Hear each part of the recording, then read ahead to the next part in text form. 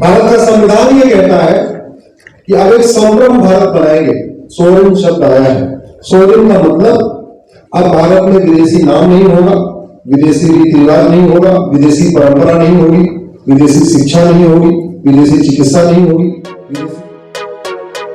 विदेशी व्यवस्था नहीं होगी, विदेशी न्यायिक व्यवस्था नहीं होगी, विदेशी प्रशासनिक व्यवस्था नहीं होगी, विदेशी कर व्यवस्था नहीं होगी, बल्कि सब कुछ भारत का होगा।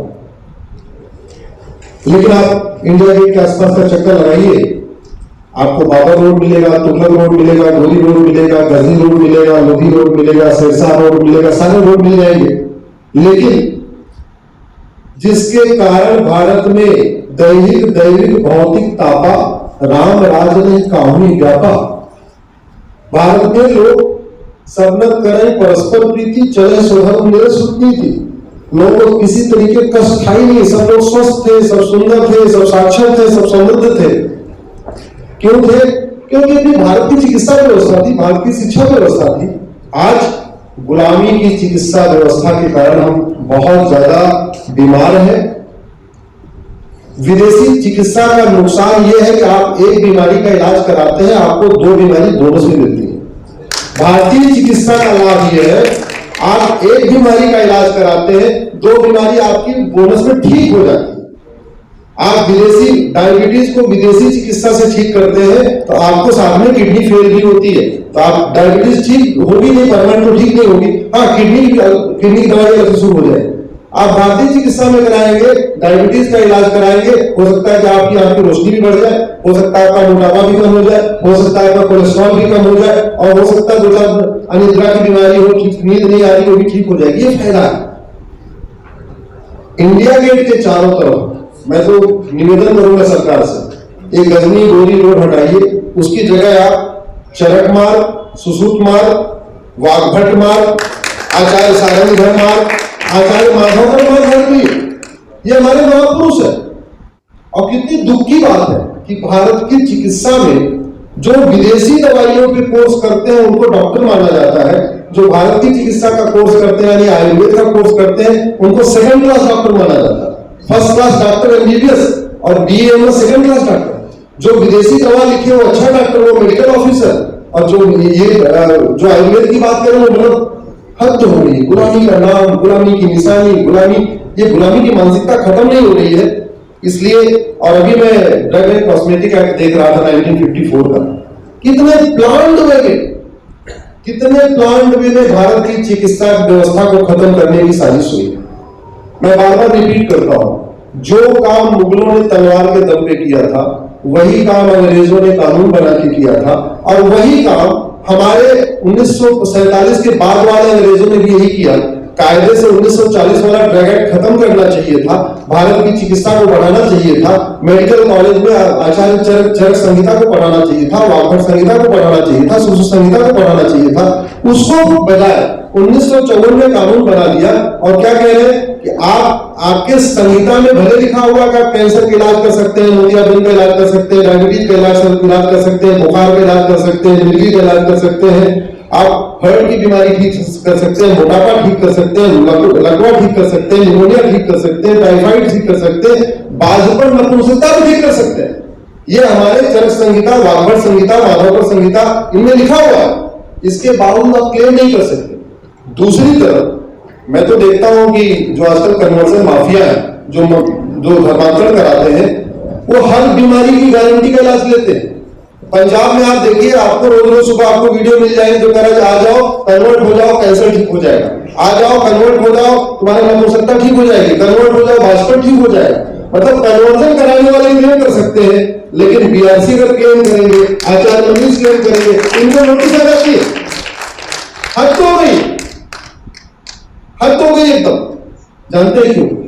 क्योंकि एजुकेशन सिस्टम हमारा आज भी education mafia, coaching mafia, school mafia चला रहे हैं।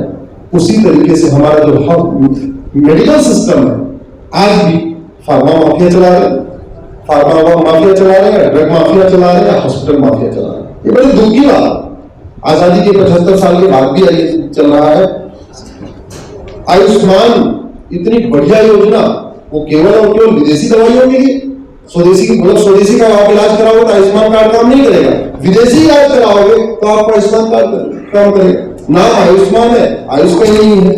इसलिए मैं तो सरकार से निवेदन करूंगा, पहली बात तो दिल्ली में जो प्रमुख हॉस्पिटल है उनका नाम बदले। सफदरजंग कोई डॉक्टर नहीं थे जिनके नाम पे सफदरजंग हॉस्पिटल चल रहा है। कायदे से दिल्ली के जो प्रमुख हॉस्पिटल है उनका नाम आचार्य चरक के नाम पे, आचार्य सुश्रुत के नाम पे, आचार्य वाघभट के नाम पे, आचार्य सारंगधर के नाम पे, आचार्य माधवकर के नाम पे रखें। ये जो गुलामी की सड़कें चल रही गुलामी के नाम पे, उनका नामकरण हटाए। हमारे जो प्रमुख आचार्य थे, जो प्रमुख हमारे सुश्रुत और इस तरीके के हमारे जो चरक सुश्रुत वाघभट थे, उनके नाम पे सड़कों का नामकरण करें। मैं सरकार से यही निवेदन करूंगा, एक व्यक्ति की जिसको हम बार बार भूल रहे हैं, जिन्होंने अलग जगाई और मुझे पूरा भरोसा है फार्मा माफियाओं ने इनको मारा भी है। 30 नवंबर को जिसकी मृत्यु हो गई थी, हालांकि हम सबके दिल में आते रहते हैं, राजीव दीक्षित जी। राजीव दीक्षित जी के नाम पे दिल्ली में कम से कम एक सड़क का निर्माण होना चाहिए। और राजीव दीक्षित जी का 30 नवंबर को स्वदेशी दिवस के रूप में मनाए, सरकार मनाए, या किसी प्राकृतिक चिकित्सा दिवस के रूप में मनाए, लेकिन राजीव दीक्षित जी को हमको भूलना नहीं चाहिए। मैं सरकार से यही निवेदन करूंगा, 1994 का कानून तत्काल उसको बदले और जिन बीमारियों का इलाज चरक संहिता में है, सुश्रुत संहिता में है, वाघभट संहिता में है, माधवकर संहिता में है, सारंगधर संहिता में है, उसके लिए सीना ठोक के डॉक्टर बीआरसी को भी कहने की आजादी मिलनी चाहिए और आचार्य मनीष को भी आजादी मिलनी चाहिए। भाई जिसका हमारे पास इलाज है, अगर हम उसको कह नहीं पा रहे तो हम स्वतंत्र किस बात के, फिर तुम गुलाम है।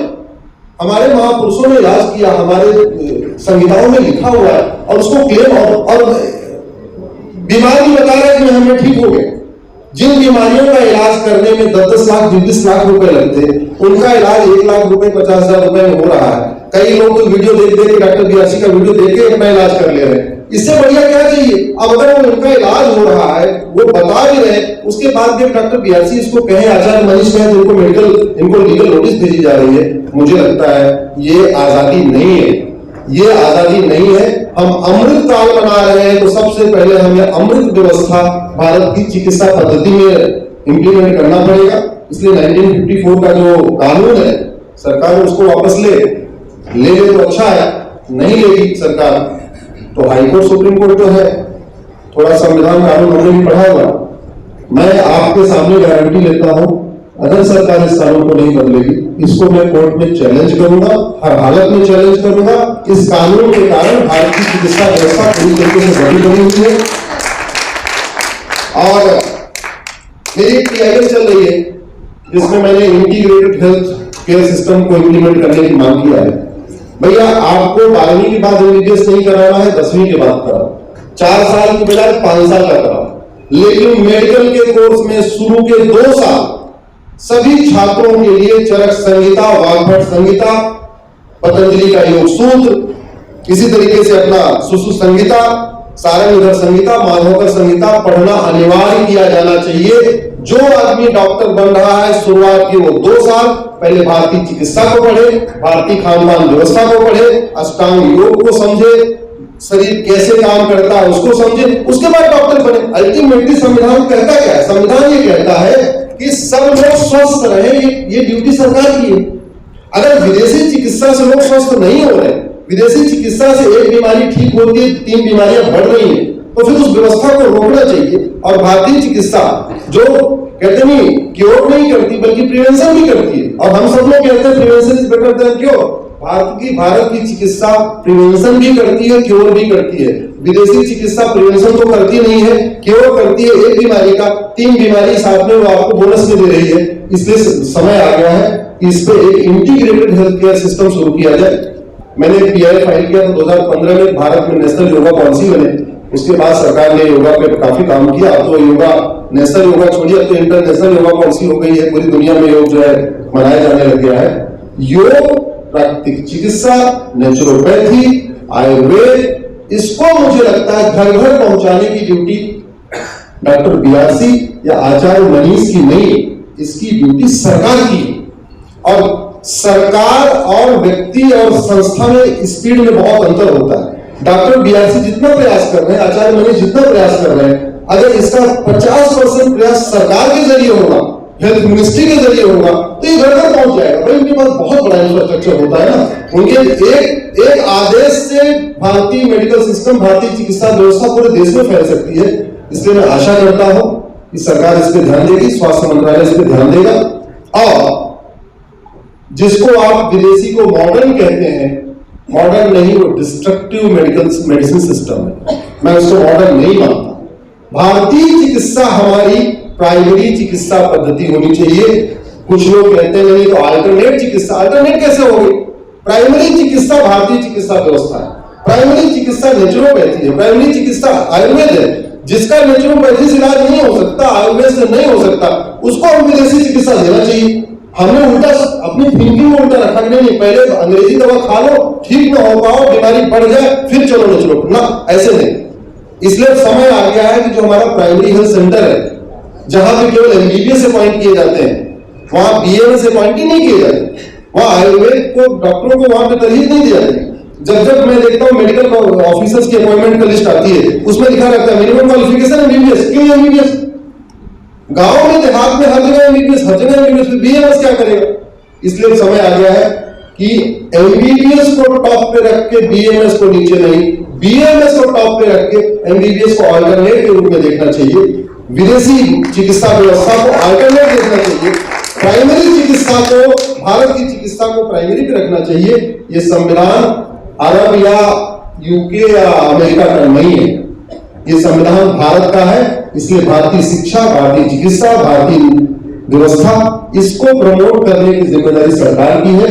आप लोग जो काम कर रहे हैं, इनफैक्ट वो काम कर रहे हैं जो सरकार को करना चाहिए।